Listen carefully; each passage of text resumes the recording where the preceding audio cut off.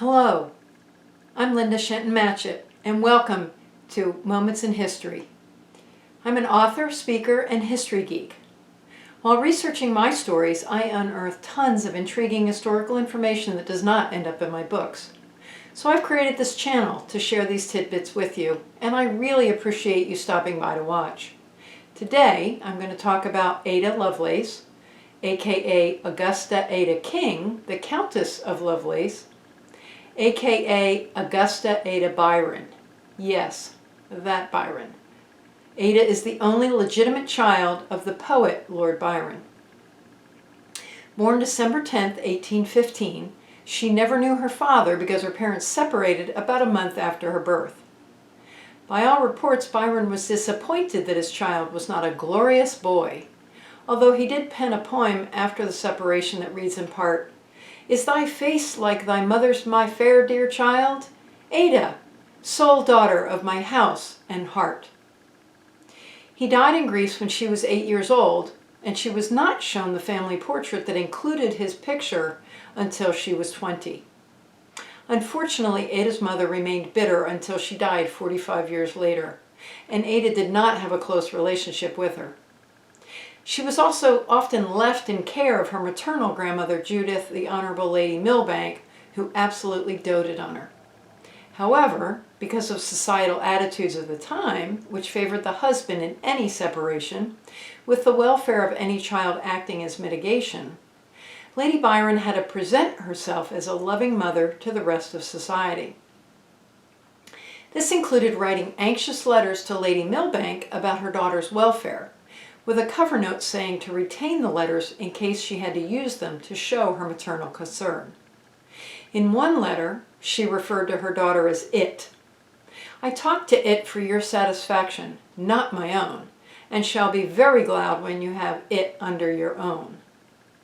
Unusual for the time, Ada's mother, Anne Isabella Milbank, was highly educated in the field of mathematics.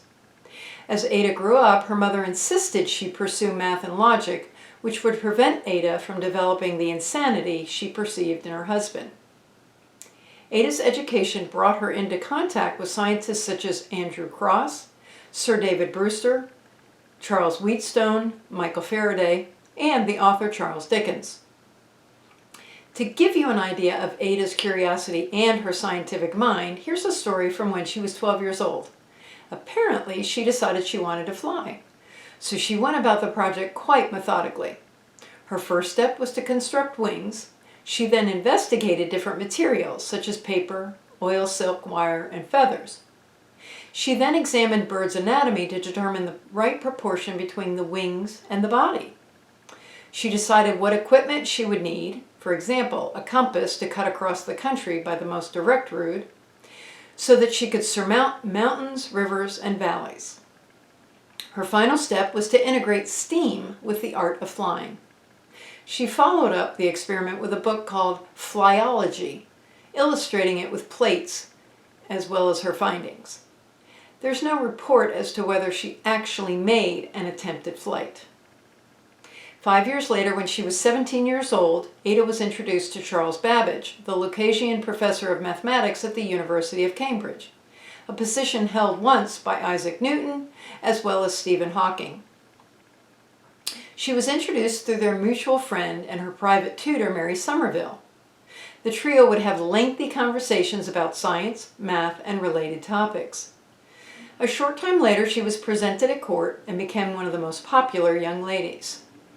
By the following year, she was a regular at court, and a year after that, she met and married William, 8th Baron King, becoming Lady King.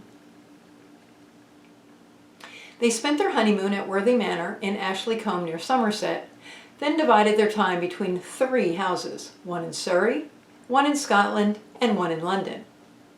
Theirs was a seemingly happy marriage, and they had 3 children.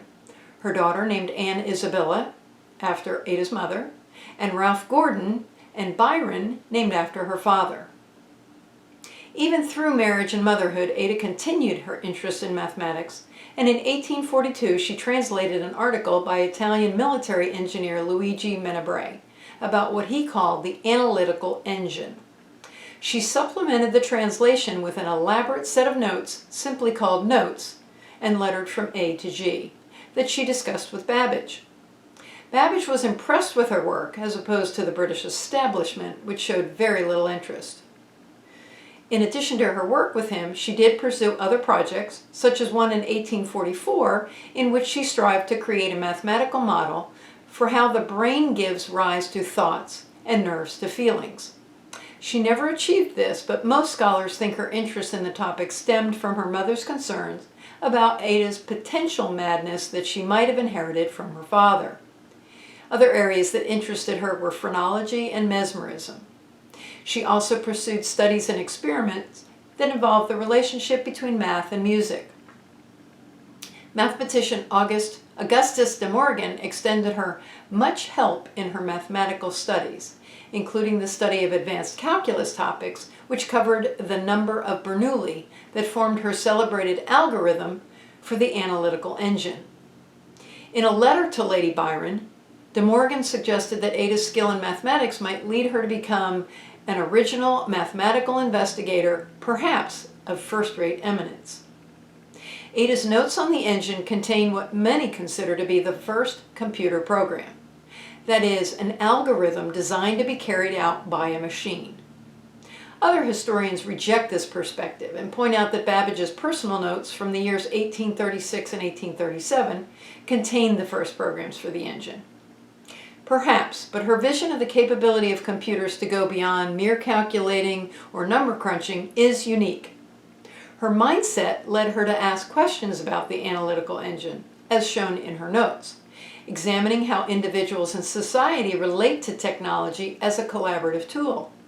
An interesting aside is that part of her notes dismisses the possibility of artificial intelligence. As time passed, Ada flirted with scandals. First, from a relaxed approach to extramarital relationships with men, leading to rumors of affairs, and secondly, from her love of gambling.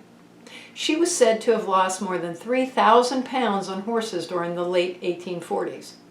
The gambling led her to forming a syndicate with male friends, and a very ambitious attempt in 1851 to create a mathematical model for successful large bets. That sure is one way to use your math skills. The attempt went terribly wrong, leaving her thousands of pounds in debt to the syndicate and forcing her to admit it all to her husband.